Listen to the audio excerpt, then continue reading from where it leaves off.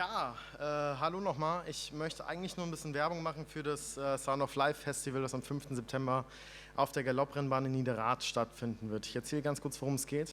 Das Sound of Life Festival ist ein Festival, was 2011 zum ersten Mal stattgefunden hat und ist ein Benefizfestival zugunsten des Vereins Hilfe für krebskranke Kinder Frankfurt e.V.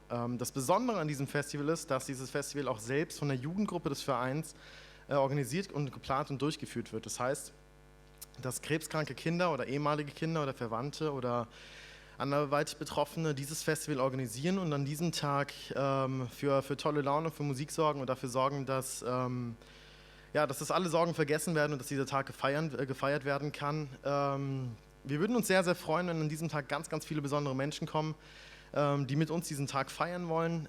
Dieses Jahr erstmals auf 2 Bühnen. Die Organisatorin Jana Rupprecht ist letztes Jahr selbst an Krebs gestorben, hat es davor 4 Jahre lang federführend geführt. Ein Grund mehr, dieses Jahr quasi ein besonderes Festival auf die Beine zu stellen. Wir haben es dieses Jahr geschafft, Jupiter Jones an Land zu ziehen. Somit haben wir dieses Jahr einen wirklich großen Headliner unserer Meinung nach.